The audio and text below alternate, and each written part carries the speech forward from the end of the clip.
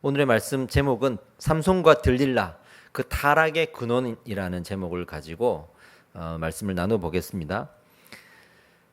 지난 시간에 이제 삼손이 결혼 소동이 있었습니다. 그렇죠. 결혼하는 과정에서 그의 인간의 욕심이 사명을 앞서게 되었고, 그 결과로 많은 사람들이 죽고 또 서로를 죽이는 이런 참담한 일들이 벌어졌죠.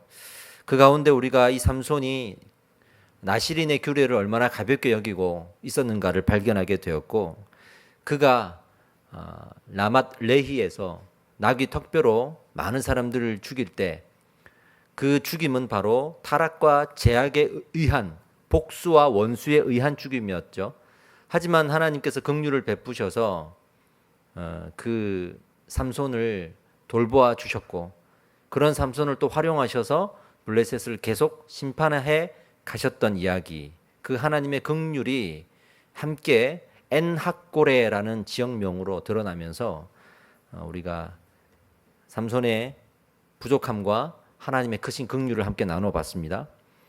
오늘 이 말씀은 이제 그 이후의 이야기인데, 그렇게 결혼 소동이 다 끝나고 나서 15장 말미에 블레셋 사람의 때에 삼손이 이스라엘의 사사로 20년 동안 지냈더라 하면서 끝나요. 그러니까 이미 20년이 지금 지난 거야. 아주 오랜 세월이 지금 지나간 겁니다. 이 20년 동안 사사로 지내면서 그러면 삼손은 어떻게 지냈을까요? 회개하면서 지냈을까요? 뭔가 달라졌을까요? 그 결혼 소동이 있었으니까 뭔가 20년 동안 어떻게 지냈는지 우리가 한번 생각해 볼 수 있잖아요. 그가 20년 동안 어떻게 살았는지에 대한 대답이 오늘 본문인 16장 1절에 딱 나옵니다. 16장 1절을 한번 읽어보겠습니다. 같이 시작. 삼손이 가사에 가서 거기서 한 기생을 보고 그에게로 들어갔더니, 지금 삼손이 한 기생을 만나는데 그 기생을 만난 장소가 가사라 그랬어요. 이 가사는 블레셋 지역입니다. 이 가사에서 지금 앞으로 많은 일들이 일어날 거예요. 지금 블레셋에 여전히 가서 블레셋 여인들을 만나고 있다는 거죠. 그럼 20년 동안 어떻게 지냈다는 얘기일까요? 삼손은 변하지 않았어요. 하나도 변하지 않았어요. 이게 지금 얼마나 삼손의 죄악이 큰지를 말하고 있는 거겠죠. 20년 동안 하나도 변하지 않았다라는 증거가 1절에 나왔고, 20년 전에는 그냥 결혼할 여인을 만났다라는 것이 그나마 조금의 이해가 될 수 있는 부분이라고 했지만, 지금은 아예 기생을 만나버렸으니 어떻게 보면 블레셋 여인들을 만나는 것 자체가 죄의 열매라고 하지만, 시간이 가면 갈수록 그 죄의 열매가 더 타락해져 갔다는 것을 또한 알 수가 있는 거죠. 이것은 삼손의 연약함을 계속 드러내주고 있는 과정인데, 특별히 삼손은 그 연약함 중에서도 윤리적인 연약함이 좀 있었습니다. 윤리적인 죄악에 대해서 전혀 무감각한 그런 사람이었어요. 삼손은 블레셋 지역인이 가사로 들어가서 기생을 만났습니다. 결혼 소동 이후에도 여인을 만나는 것 자체가, 블레셋 여인들을 만나는 것 자체가 지금 성경은 죄라고 말하고 있는데, 이제는 여인 중에서도 어떤 기생을 만나면서 그 타락의 정도가 심해져 가고 있죠. 여기서 삼손의 타락의 본질이 뭐냐면, 여전히 20년 전에 본인이 하나님 앞에 죄를 지었던 모습 그대로라는 거. 그때 어떤 죄를 지었습니까? 나실인의 규례를 어기고 있었죠. 나실인의 규례를 다 어겼던 그 세월이 무려 20년 동안 하나도 변하지 않았다라는 거고, 나중에 드러나지만 삼손은 이 규례를 잊어버렸거나 망각했거나 뭐 이런 게 아니라 이미 버렸어요. 이미 버려버렸다고. 이건 무슨 말일까요? 사실은 우리 입장에서 보면 내가 하나님의 사람이라는 정체성 자체를 버린 거예요. 지금 직분만 가지고 있는 거죠. 직분만 가지고 있는 거죠. 성경은 여기서 큰 영적 권위와 능력을 가진 자들의 실태를 고발합니다. 보세요. 나실인의 규례를 어겼어요. 그리고 하나님의 분노가, 진노가 있었어요. 그래도 변하지 않자 하나님은 긍휼히 여기시고 지난주에 라맛 레히에서 엔하꼬레에 긍휼을 베푸셨어요. 그리고 20년이 지났는데 더 타락했어. 자, 이 정도 되면 삼손은 아무 능력이 이제는 없어야 하는 거잖아요. 이미 하나님을 버렸고 20년 동안 하나님이 어떻게 임재했는지 나오진 않았지만 성경의 패턴은 그렇게 시간이 한 번에 흘러갔을 때는 하나님과의 관계가 끊어졌음을 의미할 때가 많아요. 그렇다면 삼손은 이제는 능력이 남아있지 않아야만 하는 거예요. 그런데 나실인의 규례가 계속 어겨졌음에도 이제는 버려졌음에도 신기하게도 능력은 남아있더라. 이게 우리한테 시사하는 바가 아주 큽니다. 이게 삼손은 자신의 능력을 보면서 자기가 짓고 있던 그리고 자신이 버려왔던 이 죄악의 모습들을 합리화시켰어요. 그럴 때가 있지 않겠어요? 나중에 삼손이 실제로 머리를 다 잘리고 나서 힘이 남아있는 줄 알았어요. 머리에 삭도를 대지 말라는 그 마지막 명령을 어겨서 들릴라에게 그것을 말하고 블레셋 사람들이 왔을 때 다 머리가 밀려있는 채였잖아요. 그래서 잡혔잖아요. 근데 아까 우리 본문 읽을 때 뭐라고 나왔죠? 삼손이 그럼에도 불구하고 힘이 남아있는 줄 알았다 그랬어요. 그러니까 어디까지 지금 삼손이 갔냐 그러면 내가 능력이 있다는 것 자체가 하나님의 임재의 상징이고 또 내가 죄를 짓고는 있지만 어떤 특혜를 받고 있다라는 의미다라고 생각하는 거예요. 그러니까 점점 이 죄에 대해서 더 무감각해지는 거죠. 영적 권위를 가지고 신앙생활을 할 때 삶은 여전히 여기저기에서 욕을 들어 먹어도 영적으로는 방언이 터지고 병 고치는 은사가 있는 사람들이 있어요. 이런 사람들은 대부분 봐라, 내가 이런 능력이 있다, 내가 이렇게 기도하면 되지 않냐, 여기에 항상 심취해 있고 강조하거든요. 그러면서 무너져 있는 자기의 삶을 바라보면서 자꾸 합리화를 시키는 거죠. 그래도 이게 문제의식을 느끼지 못하게 되는 거예요. 이런 현상이 계속 될 때 나중에 어디까지 가냐면 나의 삶은 이래도 된다까지 가는 거예요. 이래도 된다. 그래서 나중에는 그런 자기의 삶을 지적하는 사람에게는 저주하게 되죠. 왜냐하면 나는 이래도 되니까, 나는 그만큼 특별하니까, 왜? 능력이 있으니까. 이렇게 가는 거예요. 이게 영적 권위를 가지고 어떤 은사나 능력이 있는 사람들의 특징입니다. 저는 어릴 땐 몰랐어요.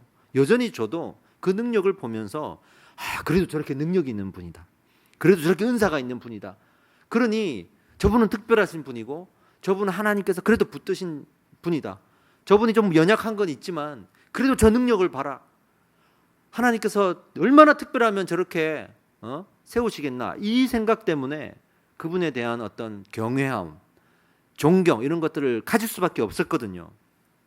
삼손의 이야기만 봐도 얼마나 지금 우리가 잘못 생각하고 있는지를 철저하게 드러내시는 거예요. 삼손이 여전히 능력이 있는 사람인데 그러나 삶은 다 망가지고 있고, 여기에서 성경의 입장이 어떤 입장인가를 말해주는데 우리의 생각과는 다르게 그 삼손의 영적인 상태를 올바르다고 판단하지 않는 거죠.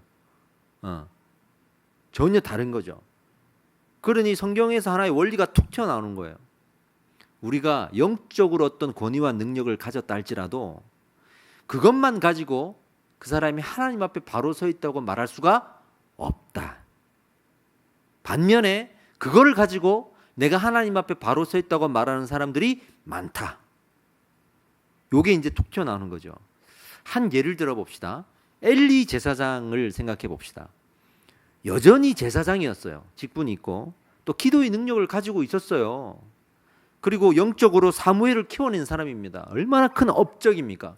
내가 사무엘을 어렸을 때부터 영적으로 키웠어요. 엘리 제사장을 하나님께서 세우셔서 그 사무엘을 키우게 하셨어요. 이거는 두고두고 회자될 이야기고 사실은 큰 권위를 가질 수 있는 이야기잖아요. 그리고 또 무슨 일이 있었죠? 한나의 기도를 분별해낸 사람이에요. 그러니 이 정도의 능력이 있는 사람이라면 그 능력은 정말 쉽게 찾아볼 수 없는 능력이겠죠. 그러나 말년에 그의 삶이 어디까지 타락했냐면 아들들이 타락하는 것을 막지 못했어요. 그리고 그의 삶도 타락해져 갔어요. 나중에 그가 죽을 때까지 자기의 삶을 돌아보지 않았어요. 봐라, 나는 이렇게 기도의 능력이 있다. 봐라, 나는 지금도 이렇게 제사장이다. 봐라, 하나님은 나를 통해 예배를 받으신다. 여기에 심취되어 있었고, 자기 자녀들, 아들들이 타락해져 가는 그 모습을 보면서도 특혜의식을 가지고 있는 거죠. 우리는 영적 은사와 능력이 임할 때 그 영적인 능력과 은사를 가지고 나의 이 부족한 삶을 돌봐야 돼요. 이걸 고쳐야 돼. 이 능력을 내가 감당할 수 있는 사람이 되기를 바라면서 나의 삶들을 점검하고 더 성숙하게 바꾸어가는, 고쳐나가는 그러한 우리의 신앙이 되어야 됩니다. 하나님은 그걸 원하시는 거예요. 블레셋 사람들이 삼손을 죽이기 위해 지금 잠복을 해 있습니다. 근데 삼손이 이 기생의 집에서 그걸 알아챘어요. 그리고 나서 어떻게 도망가냐면 그냥 도망가는 게 아니라 참 이해가 좀 안 돼. 이 장면은 성의 문짝들을 뽑고 문설주, 문빗장, 쉽게 말해서 그 성문 자체를 다 뽑았다고 생각합니다. 다 뽑아가지고 그걸 들고 메고 헤브론까지 이동을 합니다. 약 64km인데 얼마나 큰 능력이 있었다는 거예요. 지금 제가 볼 때 이 구절은 왜 이 문짝들을 훔쳐가지고 갔는지에 대한 구체적인 설명이 없어요. 아무리 주석을 뒤지고 참고도서를 뒤져도 그 이유는 몰라. 그때의 문짝을 훔쳐가지고 가는 문화가 있었는지도 기록이 안 돼 있어. 도저히 알 수가 없어. 근데 저는 이 구절을 보면서 지금 삼손이 얼마나 아직도 능력이 있는지를 하나님께서 지금 보여주고자 함이구나 하는 생각이 들어요. 그만큼 그걸 64km를 그걸 들고 갔단 말이에요. 상상을 못한 일이잖아요, 이게. 그리고 갔어. 또 하나의 의미가 있는데 이건 하나의 사건의 복선이에요. 삼손이 나중에 힘을 다 잃고 어디로 끌려오냐 그러면 다시 이 가사로 끌려옵니다. 지금 기생을 만났던 이 가사로 다시 끌려옵니다. 여기에서 두 눈이 뽑힌 채로 옥에 가두어진단 말이죠. 그러니까 자신이 지금 힘을 가지고 문짝을 빼가지고 도망을 갔지만 이 사건은 곧 나중에 이 처음의 자리로 돌아와서 하나님의 징계를 받을 것에 대한 사건의 복선이라고 여겨지는 거죠. 하나님은 사건이 시작된 곳으로 끌고 와가지고 그 사건의 본질을 다시 말씀하십니다. 자, 16장 1절에서 3절까지의 내용을 우리가 살펴보겠습니다. 삼손이 제가 금방 말씀드린 대로 육체적 놀라운 능력과 또 윤리적으로 나약함을 동시에 지금 가지고 있다는 것이 드러났습니다. 보통은 영적 권위를 가진 사람들은 윤리적으로 강할 것이라고 우리가 예상을 해요. 저렇게 은혜의 말씀을 선포하고 저렇게 능력의 기도를 하고 저렇게 은사가 많으신 분이면 윤리적으로 아주 건강할 거라고 생각하는데 그거야말로 큰 착각입니다. 능력 있다고 해서 윤리적으로 강한 거 아닙니다. 능력도 있고 윤리적으로도 강해야 되는 거지 능력 있다고 윤리적으로 강한 건 아닙니다. 특히 저는 그런 거를 너무 잘 알아요. 왜냐하면 이 무대에서 일어나는 화려함과 또 하나님의 임재와 정말로 수많은 이 무대 위에서 활동하는 사람들을 저는 봐왔거든요. 근데 옛날에는 저렇게 멋지게 찬양을 하고 또 멋지게 말씀을 전하고 멋지게 기도하고 그런 사람들 보면 저들의 삶은 얼마나 아름다울까. 그래서 학생 시절에 캠프 같은 데 가면 캠프에 막 대학생들이 와서 찬양하잖아요. 그럼 이제 학생 때니까 거기 이제 예쁜 누나가 막 찬양을 한단 말이지. 그러면 그런 사람과 결혼하고 싶은 거야. 남자들은 얼마나 삶도 아름다울까. 그런 환상을 가지게 되는 거죠. 목사님이 딱 말씀 전하면 저분은 얼마나 거룩하게 살까 그렇게 생각하는 거죠. 근데 제가 이제 무대에 서보고 또 함께 어울려보고 내가 그렇게 살아보니까 그거하고 이거하고는 전혀 별개예요. 전혀 별개예요. 그래서 우리는 영적으로 강함과 또 삶이 강한 것을 따로 분별할 수 있어야 되고 결론은 둘 다 강해야 되는 거예요. 둘 다 강해야 되는 거예요. 하나 강한다고 해서 다른 게 자동으로 덮어지는 것이 아니라는 걸 이제 배우게 된 거예요. 성경은요, 큰 은혜를 받으면 삶이 달라진다 이렇게 말하고 있지 않아요. 은혜가 식으면 삶으로 돌아가거든요. 잠깐 좋아질 수는 있는데 얼마 못 가요. 큰 은사를 받으면 삶이 달라진다? 아니에요. 은사 있어도 삶은 그대로입니다. 삶은 어떻게 고쳐지냐 그러면 은혜와 은사를 받고 나서 그 힘으로 고치는 거예요. 그 힘으로 내가 고쳐나가는 거예요. 한 예로 저한테 하나님이 정말 말씀에 깊은 은혜를 주실 때가 있어요. 그래서 설교를 준비하다 보면 항상 은혜를 주시지만 특별할 때가 있거든요. 그럴 때는 어느 정도냐면 토요일 밤이 잠이 안 와. 빨리 이걸 나누고 싶어가지고 너무 내가 은혜가 되고 감동이 되니까 빨리 내일이 왔으면 좋겠는데, 근데 설교 준비가 안 됐을 때는 잠이 안 오죠. 똑같이 시간은 왜 이렇게 빨리 가는지 이렇게 되는 거 아니겠어요? 근데 너무 은혜가 되니까 그럴 때가 있거든요. 그렇게 제게 이제 은혜를 막 이렇게 부어 주실 때가 있어요. 부어 주실 때가 있어요. 근데 그렇게 은혜를 부어 주실 때 이런 생각이 들어요. 내가 이 은혜를 놓치고 싶지 않은 거야. 내가 지금 여기서 삶이 무너지면 이 은혜를 내가 감당할 수가 없을 것 같아. 감당할 수가 없어요. 이런 사람들은 어떤 괴리감을 느끼냐면 내가 강단에서 막 설교하는 그 모습과 내가 강단 아래에서 살아가는 모습 가운데 이질감이 느껴지면서 되게 괴로워요. 괴로우니까 어떻게 해요? 잘 살려고 노력하겠죠. 잘 살려고 노력한다고. 이게 제가 어디서 발견했냐 그러면 저도 이제 어떤 거에 심취하게 돼본 적이 있지 않겠어요? 예를 들어서 뭐 컴퓨터 게임 같은 거. 옛날에 제가 축구 게임도 좀 했거든요. 그럼 막 하면 그것만 생각이 나. 설교 준비해야 되는데 그게 생각이 나. 근데 그럴 때 마치 내가 통제할 수 없는 뭐 세계 속으로 들어가는 것 같아. 근데 그때 하나님의 말씀이 깊이 임해요. 깊이 임하면 아까 말씀드린 삼손과 같은 사람들은 내가 은혜가 있으니까 내가 이런 죄를 지어도 하나님께서 또 더 사랑하시고 내가 특별한가 보다 하고 넘어간단 말이지. 근데 그게 아니고 이 은혜가 임할 때 두려운 거야. 내가 이 은혜를 감당하고 있지 못하니까 두려운 거야. 그래서 이 은혜를 감당하려고 이 삶을 다시 붙들고 싸우는 거야. 이제 이러면 안 되지. 이 은혜에 합당한 삶을 살아야지 한단 말이죠. 이 차이예요. 이 차이. 그런 우리의 마음에 분투가 있느냐에 대한 문제이지 능력이 있느냐 없느냐로 판단해서는 안 되는 거거든요. 근데 삼손이 지금 그게 없는 거예요. 지금 없는 거예요. 지금. 그래서 그 받은 은혜를 가지고 우리의 삶을 고쳐 나가야 되는 거예요. 근데 그 은혜가 있을 때 이 은혜를 가지고 삶을 고쳐 나가면 힘이 돼요. 이게 능력이 된다고. 할렐루야입니다. 이게 없을 때 고쳐 나가려면 안 돼. 이게 있을 때 고쳐 나가면은 그게 참 좋아.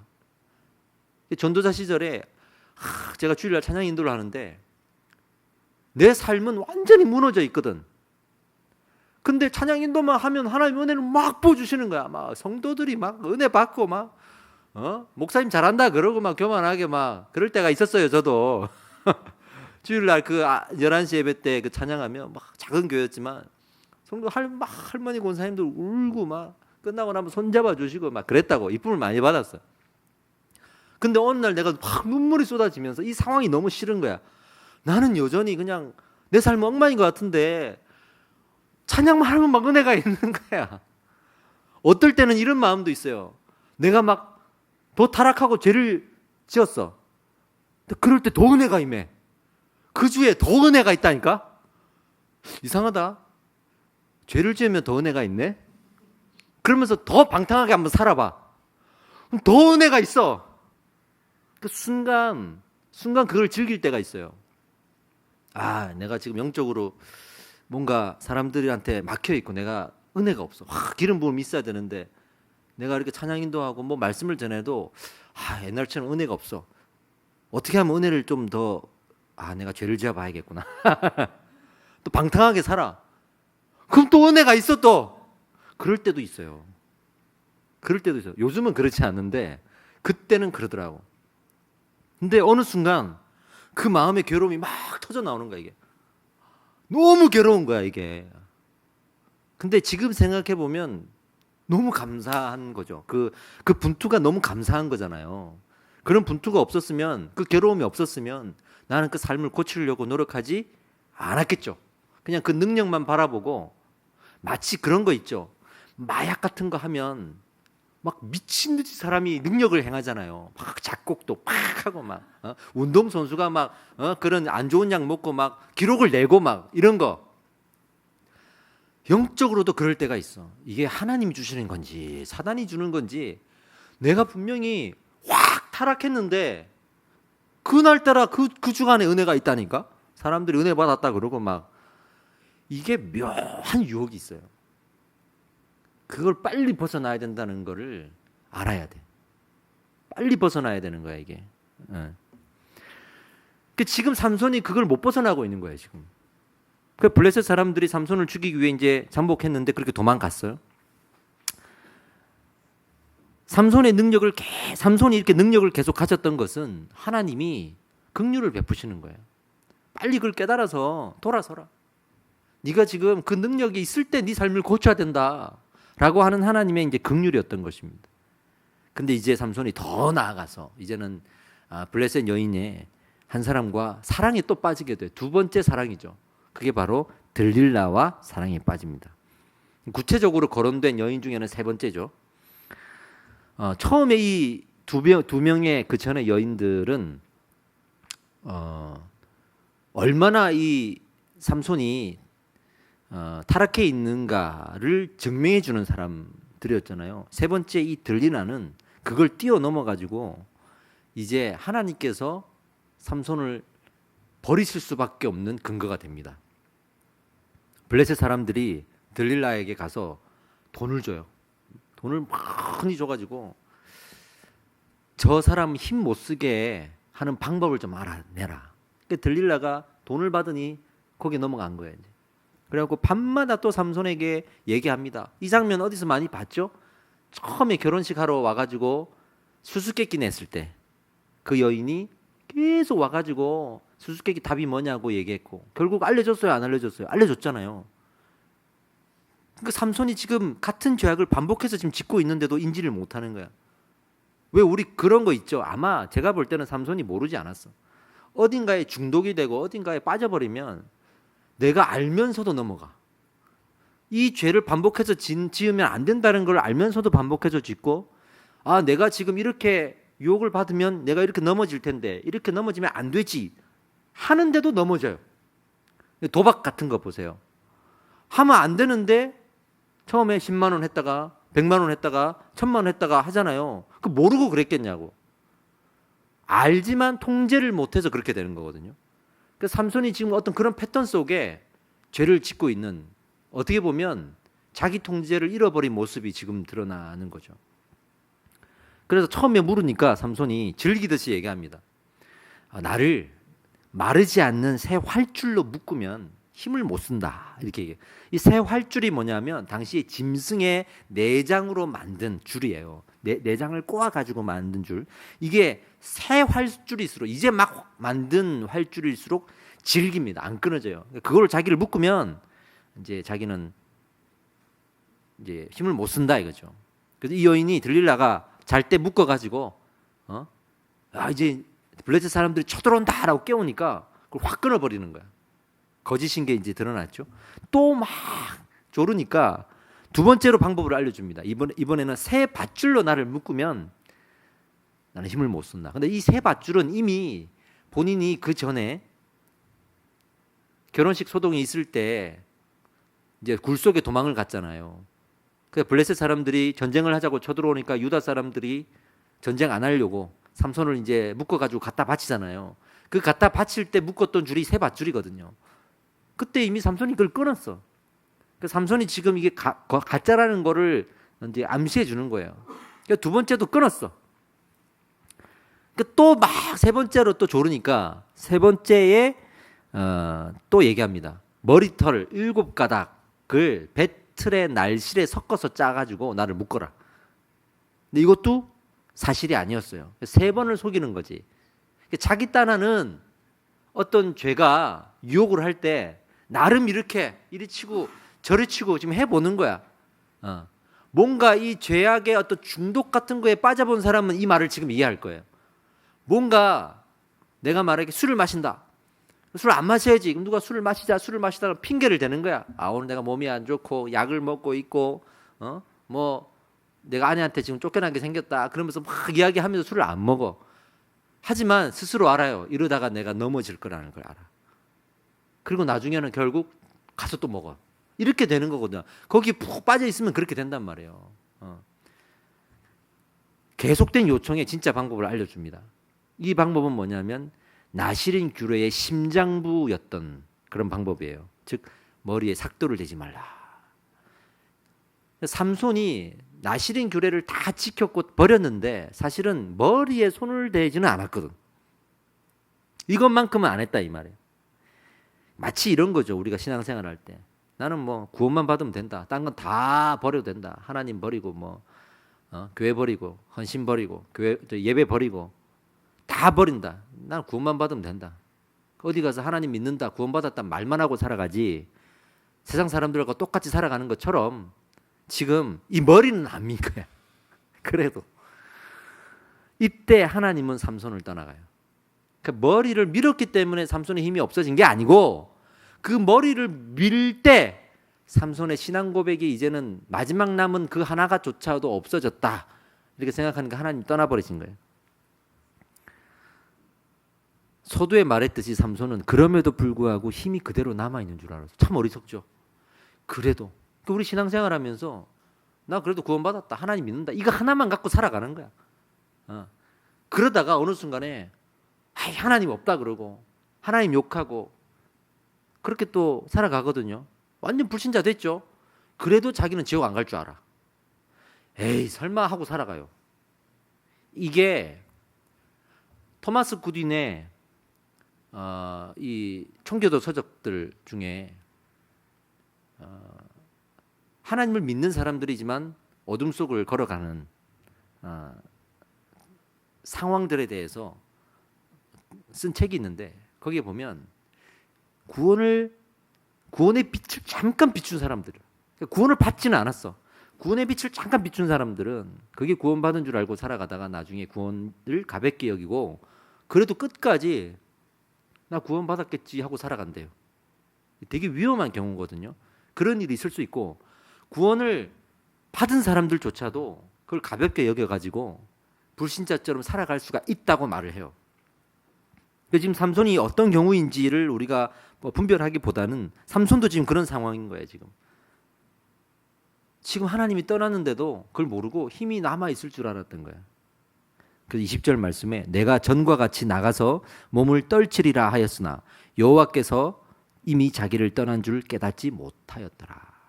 그러니까 그렇게 영적 권위와 능력이 있는 사람들의 또 다른 특징이 뭐냐면 나중에 실제로 이 능력이 떠나가도 능력이 떠나간 줄 몰라요. 예를 들어서 제가 기도하면 병이 나. 이런 능력이 있어. 근데 이제 삶이 무너지고 윤리가 무너지고 하나님께서 이제 긍휼로 인내하다가 도저히 안 되겠다 그래가지고 이 능력을 걷어가 버리셨어. 그럼 이제 다 없죠? 그럼 이제 내가 기도했는데 병이 안 나. 그럼 이 사람은 어떻게 이걸 해석할까요? 내가 능력이 없어져서 병이 안 난다고 얘기할까요? 아니죠. 네가 믿음이 없어서야. 이렇게 되겠죠. 이때부터는 사람이 계속 정지하기 시작하는 거야.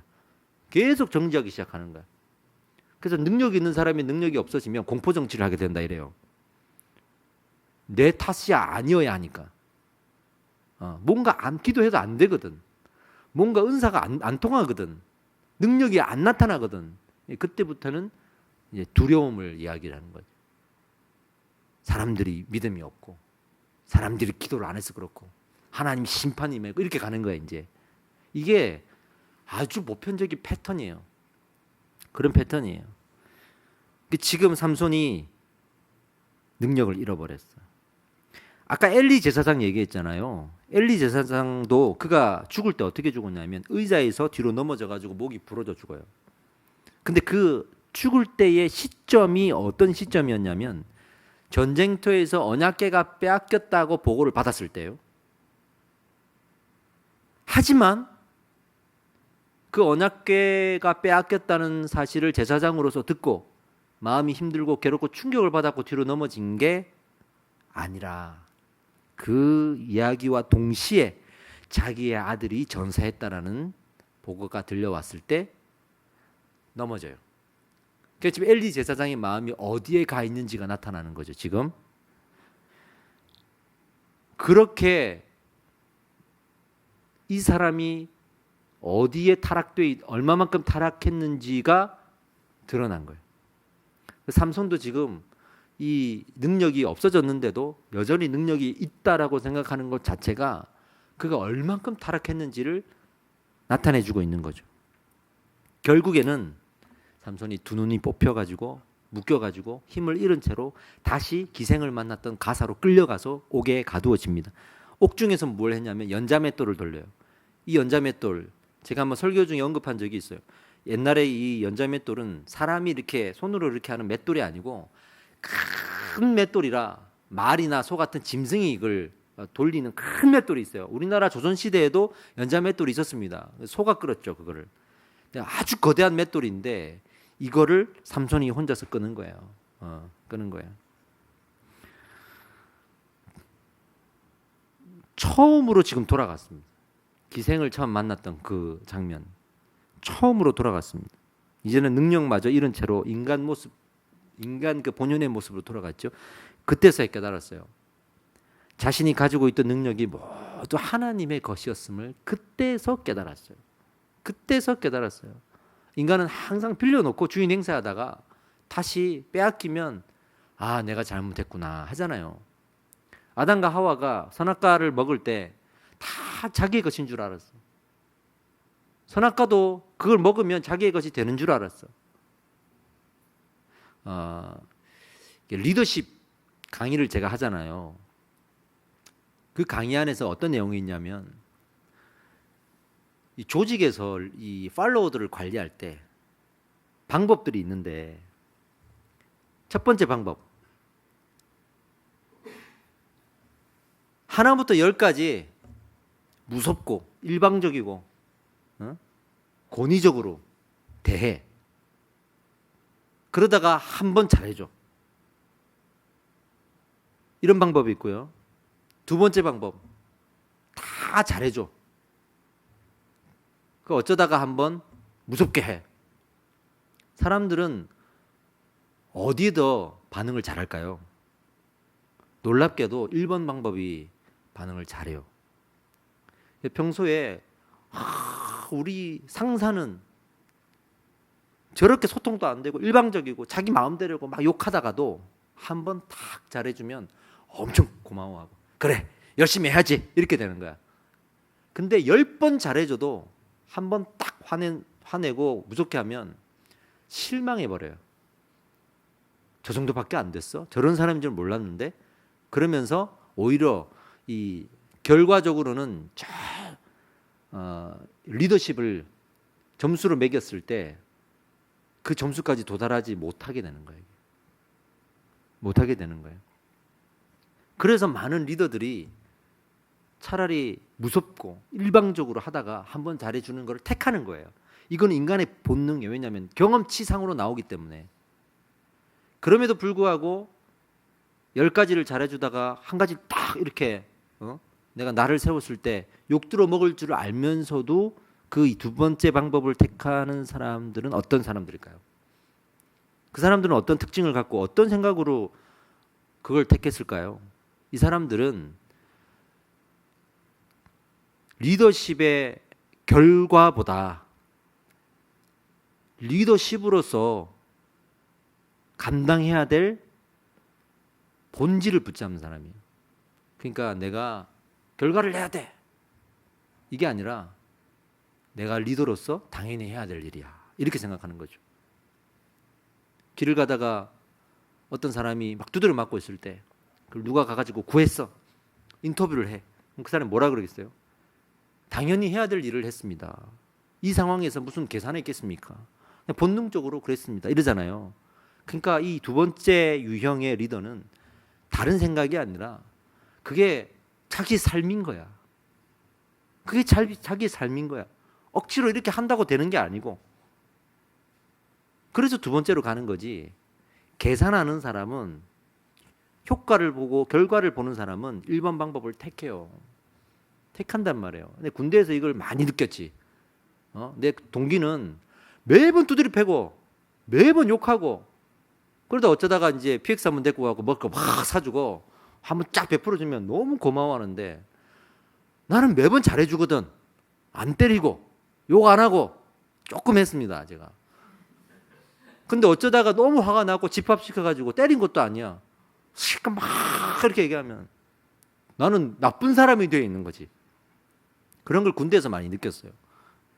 그러니까 리더의 자리에 있으면 그런 어떤 고민들이 있어요. 늘 올바른 리더, 인격적인 리더일수록 사실은 수모를 많이 당하고 배신도 많이 당하고 어쩔 수 없어요. 어쩔 수 없어요.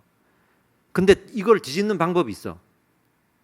팔로워들이 건강해지면 돼요. 건강해지면 돼요. 그래서 팔로워들이 건강해질 때까지 리더가 견뎌야 돼. 그래도 포기하지 않고 계속 인격적으로 견뎌 있어야 돼. 그래야 이 팔로워들이 점점 성숙해서 이게 더 성숙한 공동체가 결과적으로는 만들어지거든요. 예수님이 그렇게 제자들을 대하셨듯이. 그러니까 지금 하나님이 이 삼손을 그렇게 대하고 있는 거예요. 지금 얼마나 잘해줘요 지금 하나님이. 그러다가 한번 확 화내고, 삼손은 고마운 줄도 모르고 하나님이 화낼 때면 이제 끝났네 그러고 자기 멋대로 사는 거죠. 끝까지 자기 멋대로 사는 거지. 지금 이 사사기를 보면서 우리가 제대로 사사기를 봤다면 하나님의 그 놀라운 사랑과 하나님의 그 놀라운 배려가 얼마나 큰지를 알 수 있거든요. 근데 한 번 이렇게 탁 쳤다고 해서 하나님이 나쁜 하나님이 돼 있는 거예요 지금. 근데도 하나님은 끝까지 붙들고 가는 거야. 근데 성경을 쫙 펼쳐서 보면 늘 하나님은 그렇게 데리고 와. 욕을 들으면서, 원망 들으면서. 그리고 나서 예수님 시대에 예수님이 입술로 어떻게 말했냐면, 결국에는 그것이 우리를 인도해 가시는 하나님의 사랑이라는 거예요. 그게 하나님의 사랑이라는 거예요. 지금 이 삼손의 이야기 속에서도 그 하나님의 사랑을 깨닫기를 원하는 하나님의 메시지가 있는 겁니다. 여러분, 누가복음 12장 16절에서 21절 한번 찾아보세요. 누가복음 12장 16절에서 21절. 기가 막힌 말씀이 하나 나와. 누가복음 12장 16절에서 21절입니다. 자, 제가 읽어볼 테니까 한번 따라와 보세요. 읽으면서. 자, 또 비유로 그들에게 말하여 이르시되, 한 부자가 그 밭에 소출이 풍성함에 심중에 생각하여 이르되, 내가 곡식 쌓아둘 것이 없으니 어찌할까 하고, 또 이르되 내가 이렇게 하리라. 내 곡간을 헐고 더 크게 짓고 내 모든 곡식과 물건을 거기 쌓아두리라. 또 내가 내 영혼에게 이르되, 영혼아, 여러 해 쓸 물건을 많이 쌓아두었으니 평안히 쉬고 먹고 마시고 즐거워하자 하리라 하되, 하나님은 이르시되, 어리석은 자여, 오늘 밤에 내 영혼을 도로 찾으리니 그러면 내 준비한 것이 누구의 것이 되겠느냐 하셨으니, 자기를 위하여 재물을 쌓아두고 하나님께 대하여 부요하지 못한 자가 이와 같으니라. 이 비유가 나오거든요. 이 비유의 주제가 뭐냐면, 누가 너의 주인이냐는 거예요. 네가 지금 가지고 있는 그 풍요로움의 주인이 누구냐는 거예요. 하나님이잖아요. 근데 하나님을 주인이라고 고백하는 사람들 보면 하나님이 늘 이렇게 부어주셔가지고 이렇게 소출이 풍성해가지고 곡식이 쌓아둘 곳이 없을 정도로 차고 넘칠 때 오히려 하나님을 주인이라고 고백 안 하고 내 거다 생각하고 더 크게 창고를 지어가지고 더 크게 해야지. 원래는 나눠줘야 되는 건데, 처음에는 하나님 저 창고만 내가 가득 차면 다 나눠줄게요 하다가 가득 차면 저거 지금 다 때려 부숴가지고 더 크게 지어가지고 해야지. 이게 인간의 마음인 거야.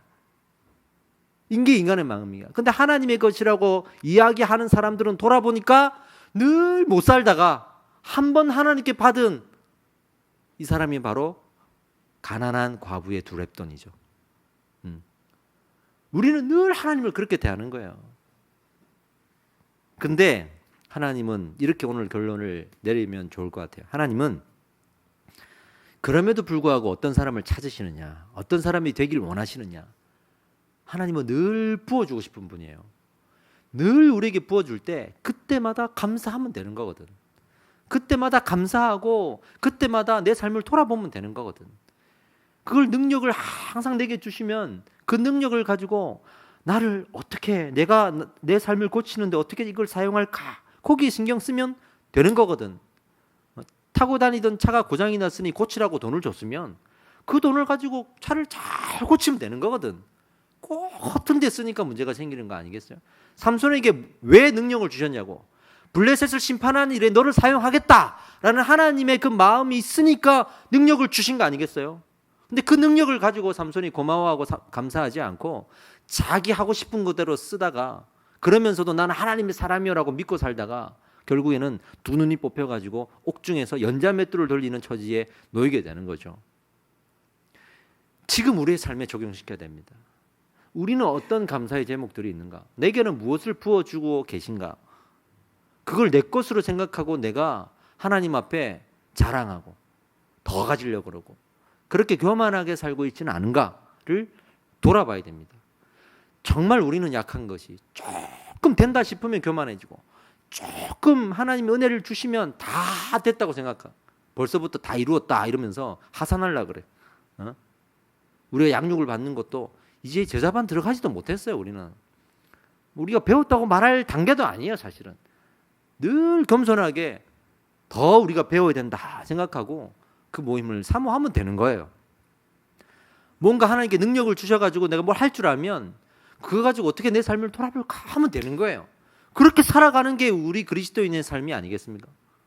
저도 제게 말씀의 은혜를 주실 때마다 그 삶이 어떻게 고쳐지길 원하시는지를 돌아보는 은혜로 삼고 바라봐야죠. 늘 우리는 그렇게 살아가면 되는 거예요. 꼭 문제는 이게 틀어지면서 생겨요. 이게 틀어지면서 내 능력인데, 하나님 뭐 하나 주시면 내 건데, 나는 이제 다 했는데, 그런 교만을 가지고 삼손처럼 살다가 넘어지는 거예요. 중요한 대목을 다시 한번 반복해서 말씀드리겠습니다. 지난 설교에서도 나왔는데 삼손이 블레셋 지역을 나름 심판하겠다고 그 여인들을 만난 거예요. 하나님이 내 이 능력을 블레셋 심판에 활용하기 위해 주셨는데 나름 자기도 블레셋 심판하는데 명분을 삼으려고 여인들을 만났던 거라고 자기는 변명할 거란 말이죠. 근데 하나님은 아시고 결과적으로 드러났잖아요. 그게 자기의 욕심 때문이라는 것을. 우리도 내게 준 은사가 있고 능력이 있고 은혜가 있으면 나름 하나님의 영광을 위해서 한다고 이것저것 해요. 근데 아는 거지. 마치 제3자의 시선으로 삼손을 보면 알듯이 그 주변에 있는 사람만 봐도 알아. 이게 자기 욕심인가? 정말 하나님의 영광으로 겸손하게. 왜냐하면 자기 돌봄이 없거든. 자기를 살핌이 없거든. 늘 다른 사람만 바라보지 자기에게 적용시키는 게 없거든. 결과적으로는 자기를 돌아볼 줄 아는 사람, 은혜와 능력과 은사를 가지고 자기를 돌아볼 줄 아는 사람이 하나님 앞에 반드시 칭찬받을 거예요. 그런 사람이 되라고 오늘 이 삼손의 말씀들을 우리에게 허락하신 줄 믿습니다. 능력이 있다고 내 것이라고 여기지 마십시오. 능력이 있으니 내 삶을 하나님께 드리십시오. 능력이 있으나 내 삶을 드리지 못한 사람, 그 사람이 바로 삼손이라는 사실을 기억하고 능력 있고 은사 있고 조금 내가 할 줄 아는 게 있다고 해서 절대로 교만하지 말고 하나님이 그 주인이라는 것을 고백하십시오. 지금 당장이라도 하나님께서 무엇을 원하시는지를 물으십시오. 그리고 내 삶에 어떤 부분이 무너져 있고 이 능력과 이 은혜로 어떤 부분을 보살펴야 될지를 한번 돌아보십시오. 그것이 여러분들이 이 받은 은혜로 감사하는 방법이 될 줄 믿습니다. 우리 기도하겠습니다. 하나님께 우리 기도할 때 오늘의 이 말씀을 다시 한번 기억합시다. 하나님께서 이 삼손을 얼마나 아끼셨는지를 우리는 알고 있죠. 여러분, 이제 다음 이야기가 삼손이 죽는 이야기인데, 그가 죽을 때 결국에는 회개하면서 하나님 앞에 부르짖죠. 근데 그 기도를 하나님 들어주십니다. 그런데 하나님 우리에게 묻습니다. 결국에는 회개할 거를 그렇게 다 죽어갈 때나 회개하는 거 그게 좋아 보이냐? 이렇게 말하는 거죠. 이스라엘이 결국에는 회개할 거를 멸망하고 나서야 회개하잖아요. 결국에는 돌아오고 결국에는 회개할 거를 우리가 왜 이렇게 교만하게 하나님 앞에 버티고 있는지를 오늘 돌아보게 하셨습니다. 기도할 때 하나님, 나의 이 아집 이걸 내려놓게 인도하여 주십시오. 은혜를 가지고 나를 돌아보고 나를 내려놓게 인도하여 주시옵소서. 우리 함께 기도하겠습니다. 하나님